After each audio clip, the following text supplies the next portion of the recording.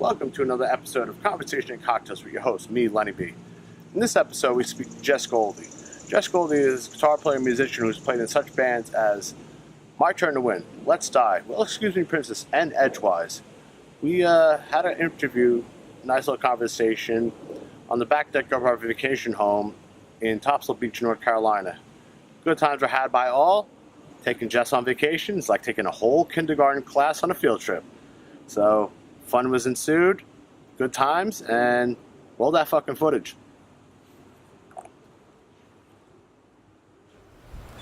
Hi, Jess. Hello. So what infuriates you more? As far as this question, you're gonna love this one. You play really good for a girl, or what's your boyfriend's band? Oh, which one I like better? Well, which one do you like? Well, you've had both. Probably the first one. First one? That's an insult. You play good for a girl? Yeah.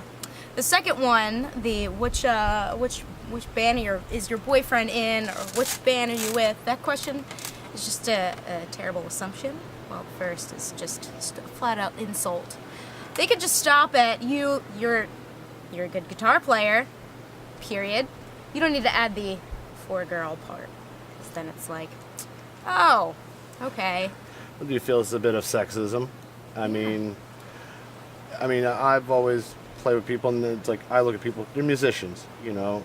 We've played in bands together. I've also played with a fantastic drummer, Gigi, and you could smoke most of the guys, you know, and you could pretty much run circles around a lot of the guitar players I know. And I always felt like, well, is it musician kind of like a non-sexist, you know, like there's no sex in, you know, no, it can be either or. A guy, a girl, I mean, who says playing an instrument should be just a certain sex thing? Like, I don't understand why that's even a thing, but. When you started playing, I mean, what were some of the things that you ran into? Because they're really, I mean, it's getting better now. There are more women playing instruments, but there's not enough. Yeah. Not in our type of scene that we're into. Right. You know, but there's a lot more than there was when I first started playing in bands. Yeah, I mean, and I think that's awesome. I think the only women I had when I was coming up playing bands was Samantha, who used to play in Shift, who wound up playing in Hole and Motley Crue, she's a fantastic drummer, and Rachel from Indecision. Yeah. And that was really it, you know, and they were both excellent at what they did, you know. But at the same time, I was like, oh, it's a band with the girl in it, you know, yeah. and which is kind of... That's a unique way to describe a band, I guess. I mean, oh, there's the band with the girl in it.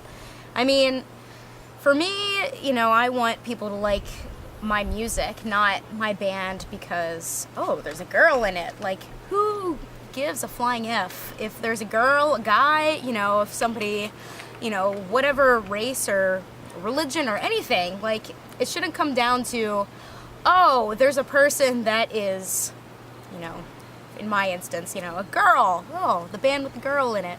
One thing is not like the other. You know. It should be, oh, this band is really good, or I'm into this band because they're, you know, because I like this band, I don't know, regardless of the reason. It should never be, oh, I like this band because solely there's just a girl in the band. That's awful. I feel like, to me, that's an insult because, you know, I work hard at what I do. Yeah. I'm good at what I do, and, you know, it doesn't come easy. And, you know, I'm not sitting there, like, the things that I write, I don't think it's the best in the world, but I mean, I wouldn't want somebody to compliment me on any sort of music that I write, or any band that I'm in, just solely for the fact that, oh, you're a girl, good job. Like, I don't need your pat on the back. I don't need that. I don't want it. You know, and I think it's ridiculous that some people expect that, you know? Like, I know that there's a lot more girls in the scene, and I think that is fucking awesome, and I hope that continues to grow. Yeah. And, you know, but what I don't like is, you know, the people that think that they're entitled to something, whether it be a guy or a girl, like, oh, my band should play this because of this reason. And it's not because, the reasons aren't because, oh, my band works hard, Yeah. my band is, talented, or, whatever. It's just simply, oh, I'm entitled because of, we have this in this band. Oh, we have a giant grizzly bear in the band. We should play this fest. It's, People who pull the victim card? yeah, or yeah, like something like that. Like, it's just, I don't know. I feel like it's an insult to any musician to say, oh, I'm entitled for this because I should be playing this because I am of this, in my case, I am a female. Let me play your show because I'm a woman. When how did you get to play guitar? I mean, what inspired you to want to pick it up and do it? Well, actually, the first time I started playing guitar was actually an accident. They messed up my schedule in high school. All right. I was a senior, so I was 16, 17.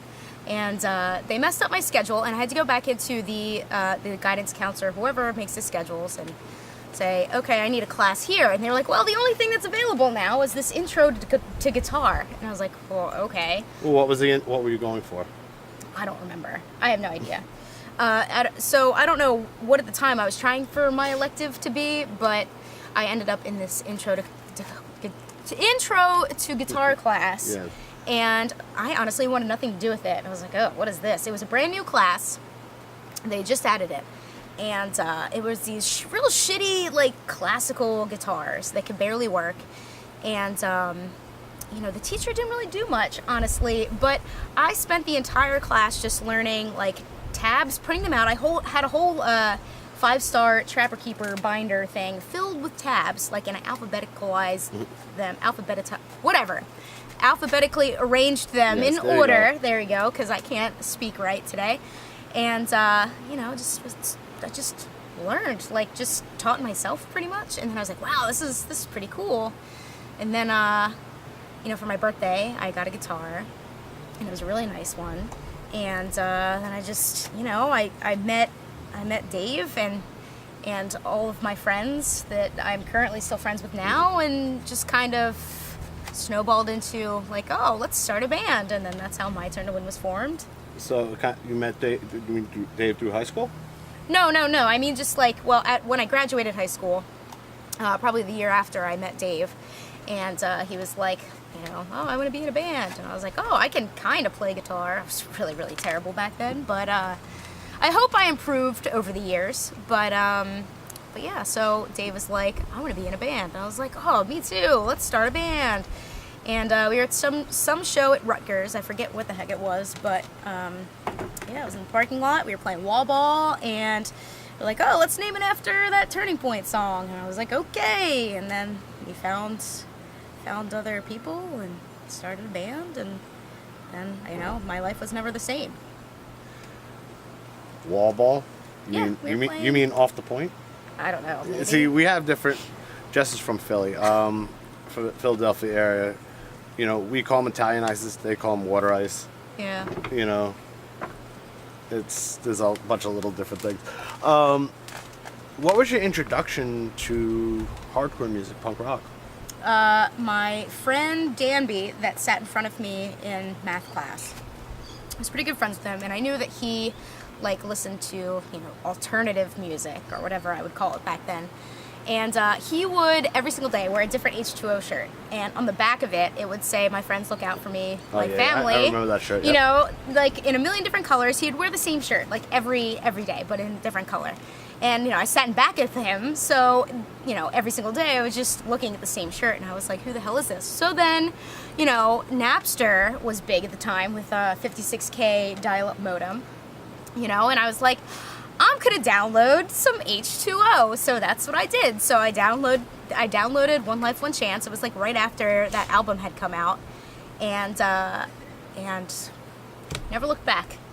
Now I am 32, and that band has forever changed my life, and just snowballed from there. Just kept wanting more, and just hung out with people that like the same music, same interests, and honestly, the message board centrifuge, hate to bring that up, that had a lot to do with it. So, even though as corny it is now, if it weren't for that message board, I definitely wouldn't have been friends with, people that I'm friends with today, and it just snowballs into one thing and another, If that never existed, I never would have met Dave, and then I never would have been in My Turn to Win, and then we would have never been friends, and who knows? What music did you have growing up when you were a kid around the house? I don't know, the soundtrack of some cartoon or something. I was probably just listening to like Nintendo 8-bit whatever was playing on I don't know. My parents weren't like huge into music, so like whatever was kind of on the radio that happened to be like my passing. my mom loves Phil Collins, like that's really all I knew. And like like I had like Michael Jackson tapes, but because Free Willy soundtrack, or like I really liked when I was 2, and my favorite song was Papa Don't Preach by Madonna, and I wouldn't let my parents get out of the car until it stopped playing, if it was on the radio. But I didn't really start getting into music until high school, really, and that was like, I don't know, I really liked Blink-182, whatever was on like the music station around us, called Y100, like the alternative music station, like whatever was played on that. But I mean, honestly, until I started listening to hardcore, I didn't really like, I knew I liked the alternative type stuff, but like I didn't really have anybody around me in my family, or like any of my close friends at a younger age that like really introduced me to anything. I kind of found it, or it found me, really. And you guys got My Turn to Win. You guys actually did a bit of touring. Yeah, not as much as I would have liked, but I mean, no one ever does. It's hard to be in a relationship with four other people and all be on the same page with jobs and that kind of thing. And everybody that was in the band, besides me, I was the youngest one in that band, so they all had jobs and relationships and more priorities than I did usually. So I mean, I can understand why that. You guys was hard. You guys also for a minute there had, with My Turn to Win, had a little bit of a revolving door of people, sort of. Yes. It always seemed, the constant always seemed to be you and Dave. Yes, me and Dave, always. And then it would be like, you'd have one person. Because I met you at how we met, actually, was Michael Parks put out my old band's music all in, like, one discography. And I guess he had released this EP, was it? The My Turn to Win EP? Yeah. So, I remember he had sent, he sent us copies of it, like, oh, cool. Whatever, and when I was in District 9, we wound up hooking up a show with H2O at the Stone Pony. He's like, hey, can you do me a favor, blah, blah, blah. I was like, yeah, sure, it's like, we need an opening band anyway. And I'm like, oh, good, and it's like, Mike's like, hey, I want to meet Jess, and, Jess. It was all downhill from there. Yeah, it was like, hi, Jess. It's like, Jess is very short, by the way. And the first thing I remember was like, ooh, Les Paul Custom, which I found out was not yours. It was not mine. I was borrowing it from a friend. I should have stole it from my friend. That was a sweet guitar too. Yeah, I loved playing that thing. I was like, that's a nice Les Paul Custom. Yeah, maybe one day when I grow up and have a real job, I'll afford one for myself. Yeah, just remember that and the Mesa Boogie. Yeah, well, I still have that. Yeah, but we met through there, and then it was, like I said, it's just sort of been downhill from there. After a while, since you've been in a band, and again, being a woman playing kind of in a boys' club. Yeah. It's primarily a boys' club, you know. I mean, you could choose to ignore that and pretend like it's not male dominated, but I mean, at the end of the day, like, that's just the sad reality of it. It is rapidly growing in the increase of more women, and I think that is fucking awesome. And I hope that number continues to increase, and maybe one day it can be, just the same amount of guys and girls, because it shouldn't just be about the guys, because it's not. Well, when you were playing in a band like My Turn to Win and you were going places, did you feel like people acted a little weird or treat you better because you were a female? Yes and no. depending on the situation. But the one scenario that comes to mind is when we were playing in Delaware at the Clown Bar. What the hell is it called? Mojo 13? All right. God awful place. But the first time we played there, we walk in, and my first memory of the place is I'm carrying my guitar, and I'm checking in at the front, and the guy goes to me, "Oh, girlfriends have to pay too." And I'm like, the fuck? Oh, okay, really? that's great. That's good to know. Like, okay. And he goes, "Yeah, girlfriends have to pay." I'm like, "Okay, I play in the band." He's like, "No, really, girlfriends have to pay." It's like, are you fucking kidding me? I'm like, I'm in the band, and I had to argue with this guy, and I'm like, are you for real? I'm actually having this conversation. I've never been more mad. Like, Yeah. some nerve of this idiot. You know, whatever. But anyway, I played the show, clearly. And there happened to be a hooker, like a real hooker, not like a nickname or anything. This is a fucking hooker at the show. And she, as I was setting up my gear, she was like mocking me. She was like making fun of me, and like, I don't know, she was probably on who knows what kind of drug or alcohol, blah, blah, blah. Like, I really didn't pay it any attention. But she's like standing there, like pointing at me, laughing, and I'm just like, what the hell is wrong with this girl? I don't care.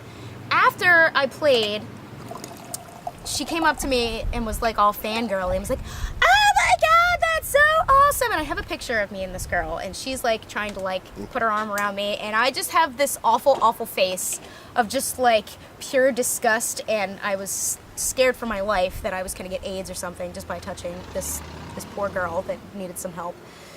And then, you know, shortly thereafter, her pimp or whatever showed up, started a big fight, and we quickly escaped, got the hell out of there, because it was turned into a weird and scary thing. So, of course, it's in Delaware.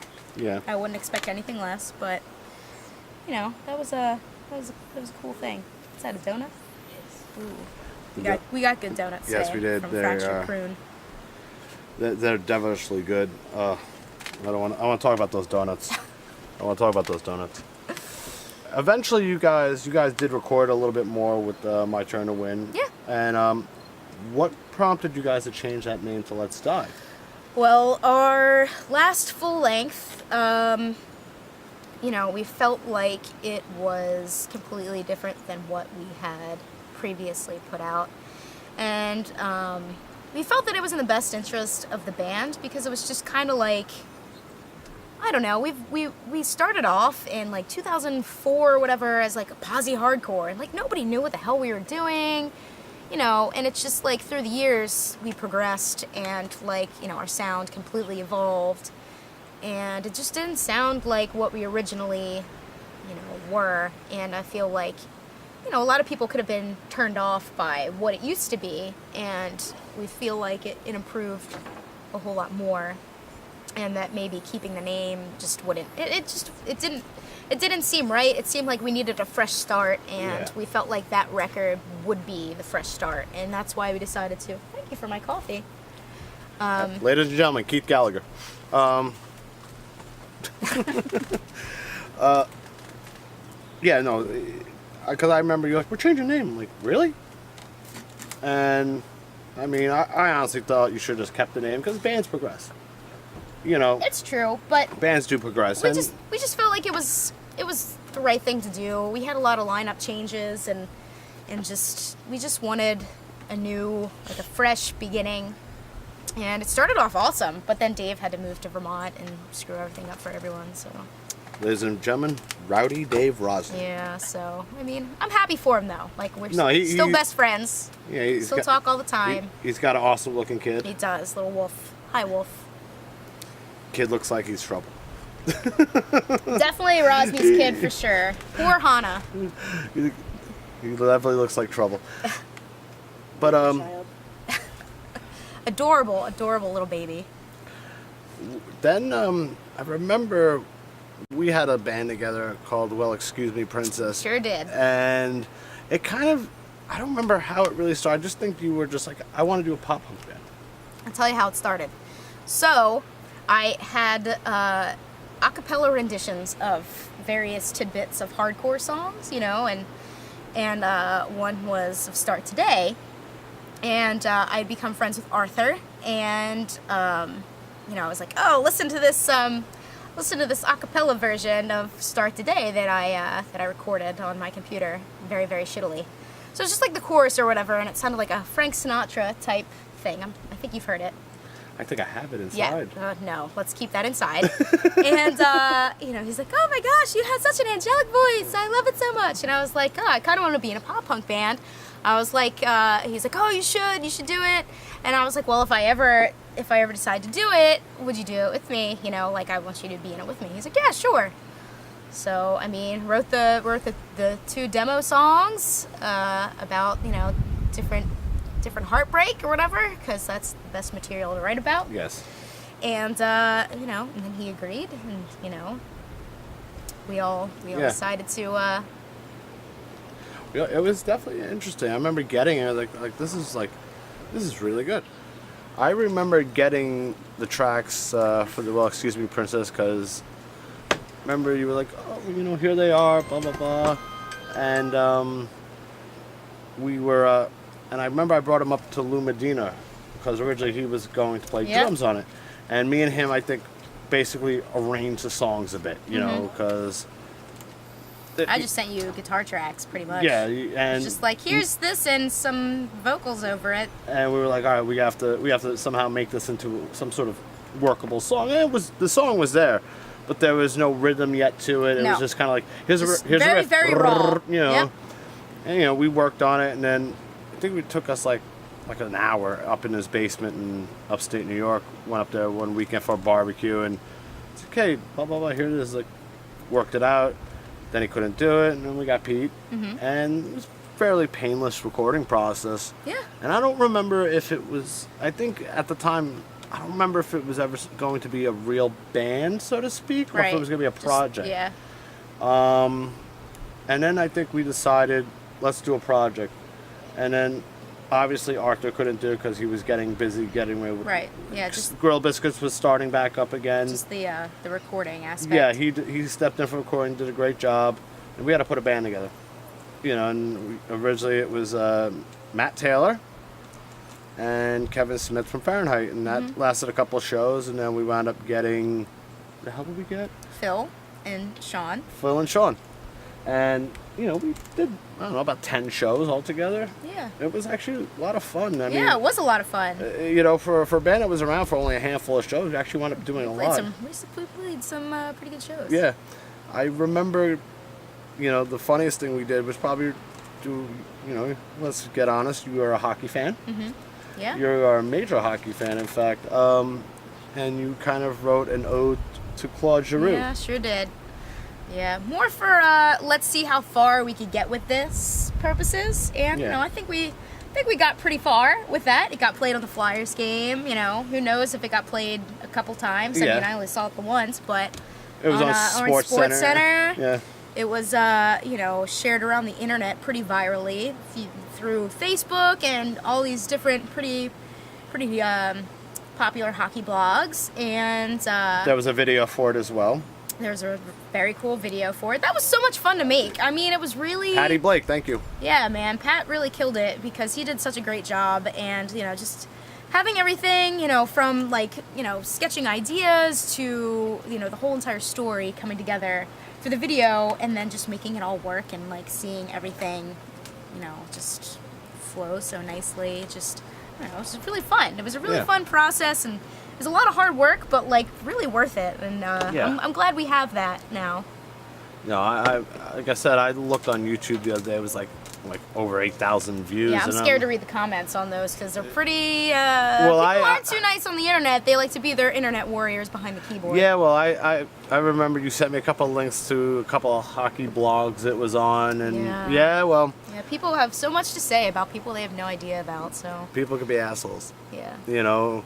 I'm not going to repeat any of them there, but some of them were just like, wow. Yeah. I was like, this is like scandalous. So there was a lot of positive things. Yeah, there's always a lot of positive, but it's the negative ones, man. You never forget those. Like, I don't know. I've never been a victim of internet bullying, really, up until, Excuse Me, Princess, that video. And I mean, you know, it happens. It doesn't matter who you are or whatever. People always have something negative to say, and like that's fine. And it's easy saying like, oh, you know, it's just people hiding behind their keyboards. It's easy for me to say that to somebody else. Yeah. But like when it happens to you personally, it's like, wow, like that person doesn't know me. How could they say that about me? And like it really does affect you in like this weird way that makes you kind of want to not put yourself out there anymore, because like people just really, they just have no care in the world about like caring about somebody else that they don't know. Like, oh, I'm gonna just type whatever because I want to be mean, and I'm probably, you know, 400 pounds and, you know, 70 years old living in my parents' basement, and I'm gonna make somebody else feel like shit. And like, cool, I hope you're happy. Does that make you feel better about yourself? I don't know, but you know, whatever. How was the transition going from being like a guitar player in a band, just being a cog, and real to all of a sudden being like a front woman? Oh, it's so weird. I mean, it's completely different. Singing, I feel like, is way harder by, you know, by a million than playing guitar, because like on a guitar, even if you're nervous, you know, all your notes are there right in front of you. Like it's just a matter of playing the right ones. Whereas when you're singing, like you can't physically see your voice. You know, if you're actually supposed to be singing something on the right note. So I don't know. It's a little weird. Especially when you're playing a place where you can't hear yourself. Yeah, I mean, it's just completely different. And I mean, playing guitar, like, I mean, I stand out because, you know, yeah, I have boobs. I'm a girl. Woo, Yeah. Look, I can play an instrument. Cool. Like, I get it. I know that I stand out without, you know, anything else.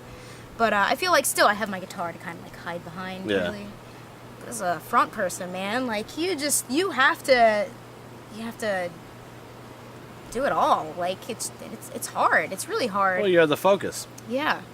You know, you're the Yeah. focus. You know, I hate to say that it was one of the easier bands I played for because, you know, I just had to play a role. Right. Exactly. You know, and it is what it is. You're now currently playing in Edgewise. Yeah. Yeah. Edgewise. I mean, they've been around for a while. Yeah. Since before I was born, around when I was born, I was definitely in diapers at least. I don't know. I don't actually know when Edgewise started. Sometime in the 80s, but yeah, recent. 88. Oh, Keith knows. Keith's the you know, #1 Edgewise fan over here. But so yeah, it's been going on for like 2 years now. I think 2 years. And it's been a lot of fun. It's been cool playing with those guys. They're all very, very talented musicians and cool people. And my God, Kevin, our drummer, is a beast. Like he's just a maniac. He's such an incredible drummer. Like everybody else is talented too. Don't get me wrong, but like just everything is just easy for him. He's like, oh, okay, we're gonna write a part like this. How about it just sound like this? And just, I don't know. He's magic. He's great. Playing with an excellent drummer really, really is a game changer. And I mean, obviously, you know that too. Yeah. Like, you know, so that definitely makes things a lot easier. He makes all of our jobs a lot easier. So. And what's the plan with that band? Just to keep slugging it out. Keep writing stuff. We just wrote. We just put out an EP with 4 songs on it. How many songs did it have on it? 4, right? Yeah, we had 4. You know, because I'm not sure. I can't remember. 4 songs, and then we did a split with All Else Failed, also with 1 song each. That was all proceeds went to a shelter in Westchester. Oh, very nice. A safe harbor shelter. Yeah. So all of the proceeds to that go towards the shelter, and that, I mean, both things have done really well. And yeah, we're just writing more stuff. Probably put out a full length at some point, and do a little bit of touring. I hope. Who knows? I have no idea. How much of a fan are you still of H2O? I love H2O. Oh my God, they're my favorite band. Like, look at me. I Giddy. can't help it. You know, like they've been my favorite band since I was 13, and they I mean, as corny as it sounds, like they changed my life. They changed everything about my life, and they've gotten me through, like their music has got me through so much of everything. And, you know, I could watch them play every single night and just have a great time doing it, you know, and it's just, I don't know, just... I remember when I saw this, and I kind of helped you out on one item. I know where this is going. you would just like, let me play a song, because you know. Oh, I wish. Yeah, I wish. Because every they would always have a guest come up, Right. whether play drums, bass, guitar, help sing half the song, whatever. And it's like, when do I get a turn? It's like, and I had played, I used to play friend with them all the time when we used to tour together, and occasionally when they would pop through the city, if I was there, and also be like, they wouldn't tell me, it would just like, let's come up and play a song, and like, are you serious? Okay. I'm in the bag already. Oh God, I haven't played the song in like the last time, which is like 3 years ago. And I finally said something like, Rusty. I think I either said it on there or I wrote him personally. It was like, Rusty, she could play. It's like, this isn't just like I'm gonna. You needed to vouch for me. Thanks. Well, you didn't play with them until I vouched. Yeah, I know. It's all because of you. And then it was funny because now it's pretty regular. It's a pretty regular thing. Not only that, but it's just like it's the most randomest songs. Yeah. It isn't just like I have one set song I always play. You have like I know all these songs. Yeah. One time they were like, "What else can you play? What else can you play? What else can you play?" And I just kept going and going, and I was like, "Oh, this is pretty cool." It's like Rusty's been sitting down for a long time. Yeah. I mean, it's all right. Guy needs a break sometimes. It's fine. I'll fill in. Whenever you guys need me, I'm on call. Oh man, yeah. They're a bunch of swell guys. I'm glad that you could still find joy. Yeah, I think the same thing too. I feel like it's really rare to have that connection, especially for that long. I know, people have their favorite bands and they just kind of like, I'm kind of growing out of that. But like, literally every single time I see that band, it's just like the first time. It's just like I have that like fangirl inside of me that I try to keep at a very controlled level, but it's like it's still there, and it's still cool, and very appreciative that I'm able to have the opportunity that why are you shooting? The opportunities that I've had, but I don't ever expect it to happen though. That's the thing. It's not like I'm just like waiting in the wings. Yeah, waiting. I mean, I don't ever think it's a done deal every time. It just happens at random. And every time I go to see H2O play and my friends are there, they're like, "Are you gonna play tonight?" And I'm like, I don't know, beats me. Maybe if I get lucky. Like I don't ever know what's gonna happen until it happens. I don't even think they know half the time. I think it's like okay. It's all I think right. they sort of like scour the crowd, like, hey, Jess is here. Oh, so and so's here. Let's get it. I mean, there's been a couple of shows where we've met the same show. And it's like, Lenny's gonna do Friend. And I'm like, I am. Okay, sure. And then all of a sudden, next thing you know, I was like, you get yanked up on the stage later on, and it's just like, how cute. It is cute. You are probably the biggest Nintendo nerd. I'm sure there's other people. There's definitely are way worse people than who you are are. way worse than I am, but I will bet dollar to donuts there are way worse Nintendo people out there than you are. But what was that the system that you basically grew up with?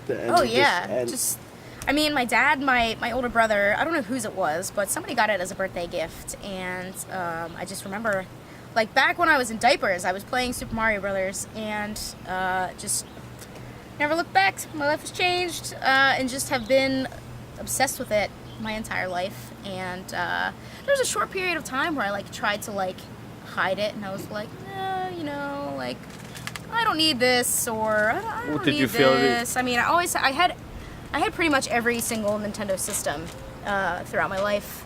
You never got into the modern systems, like a PlayStation or Xbox? PlayStation, no. I mean, I had a PlayStation and a PlayStation 2. When PlayStation first came out, I really liked Spyro the Dragon. All right. But I didn't really bond with the other systems like I did with Nintendo. They have those characters that I just love and can't get enough of. Oh, yeah. I mean, the classic characters. Yeah. So but I don't know. Here I am today, still having a problem. I wouldn't say it's a problem. There's a lot worse things you could be into. I mean. Yeah. Right. I mean, I could be into drugs and alcohol and spend all my money on that instead of just spend them on video games and toys and coffee. You want a drink? No, thank you. Drink? No, I got my black coffee here. You more or less have embraced the straight edge lifestyle. pretty full. I mean, but there was one point we had military vehicles flying in the vicinity, folks. They're coming to get you. There he is. Cobra gunship.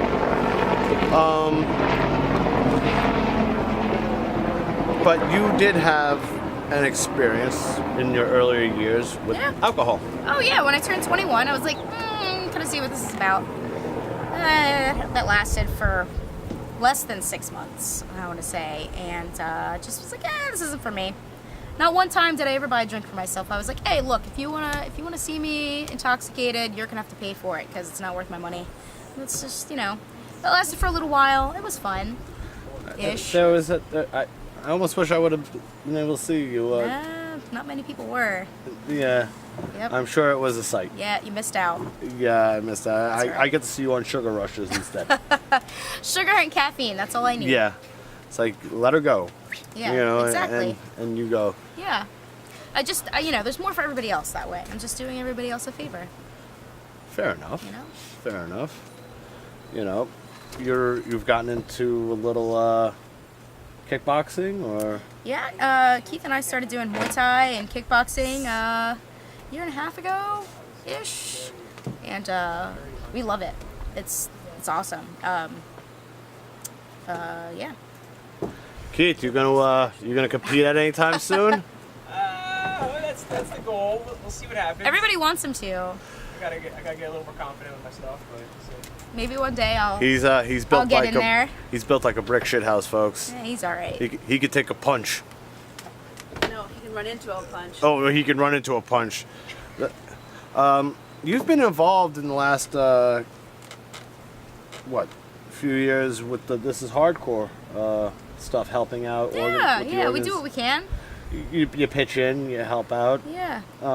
That's a wonderful thing. Yeah, Joe's done a lot for the hardcore scene for sure, and me personally, and I have nothing but good things to say about him, and he's been like a big brother to me, and he's actually the reason why Keith and I are together.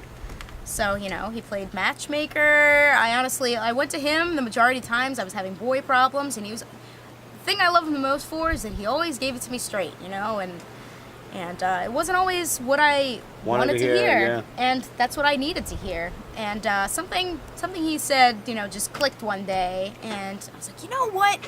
You're right. I do deserve a good man that's going to treat me right. And then Keith came into my life. He's over there smiling. Yes, he is. He's like, what did I get myself into? Thanks a lot, Joe.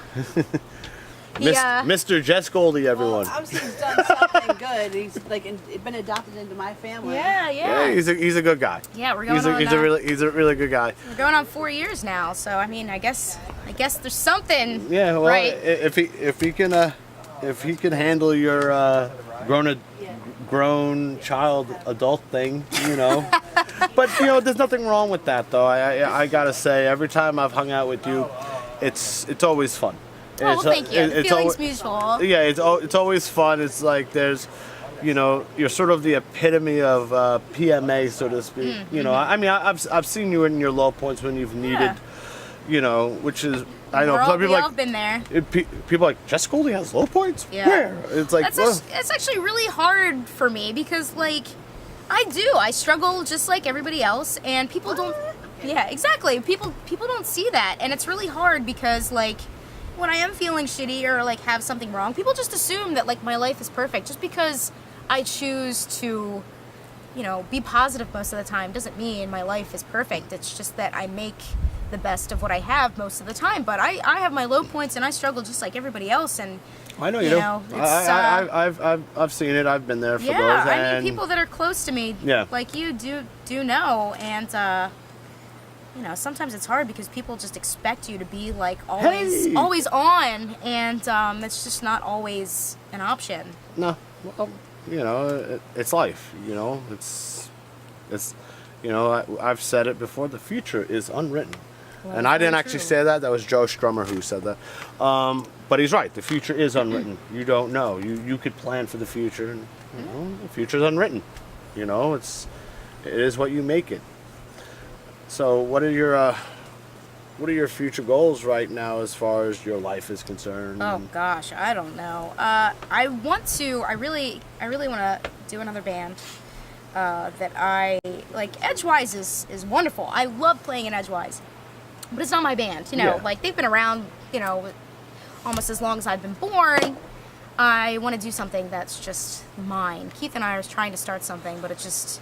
I feel like the older you get, the harder it is to make things work because of, you know, people's schedules and then finding people that have time or, you know. It is. I mean, I struggle with the same problems. The older you get, now you're relying on people's schedules. They have kids, school, jobs, weird shifts. It's, you know. Yeah. And that's the hardest part. Yeah. Just getting someone who can work with your schedule, finding a day you can all jump in the same room together and go, we could do this on this day. And unfortunately, my day happens to be Saturday mornings. Yeah. I mean, I could do whenever, but it's usually other guys that I play with. You know, it's like, well, Saturday works fine. Yeah, we do Sundays. You know, and make those sacrifices to make it work. Yeah. How, you have any real advice for anybody who wants to play an instrument, especially a female? Just pick it up. Just do it. I mean, that's exactly what I did. I had no idea what I was doing. I had no intention to even do it, but I picked it up and I was like, oh, I like this. And honestly, I taught myself. And just, especially now with YouTube, and there's so much free material out there that you can grab your hands on and just dive into. It's so easy to learn anything. I mean, who needs school anymore? There's YouTube. It's true. People ask me all the time, like, how do I learn how to play guitar? It's like, YouTube. Yeah. How do you learn how to do anything? There's so much on the internet. Use it to your advantage. I mean, how do I fix my deck? YouTube. Really? Honestly. Seriously, that's out there. The internet is a resource out there that, you know, it's readily available. And the thing is, when the internet started, it was terrible. You know, dial up, and it's like you could, if you want to download music, you better wait all night. Oh my gosh, it took the first time I ever started using Napster, it took hours to download one song. You downloaded whole albums like that. Yeah, I mean now it's instantaneously. It's like purchase. Yeah, it is. We are so spoiled not having to wait. Now my page loads for a half a second. I'm like, why is this taking so long? See, I didn't grow up with the internet. You know, I didn't get internet till I was, I don't know, in my probably mid-20s.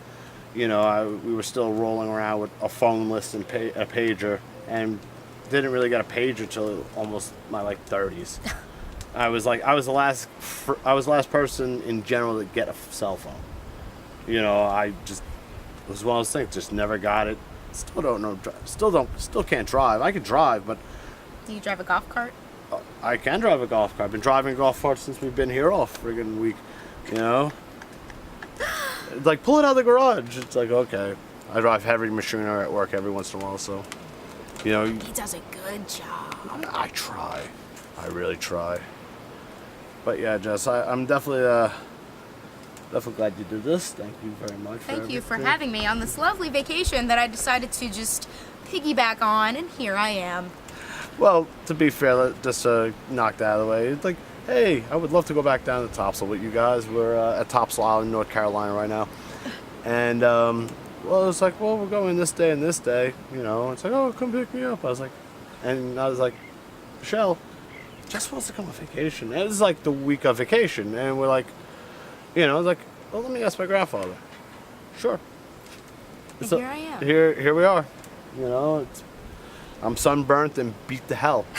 But still got 3 more days of this. Oh my God. All right. I think you'll make it. I think we'll make it too. I think we have a rain day coming soon. Thank God. I don't think I can take any more sun. All right, Jess, it was a pleasure. Okay, thanks.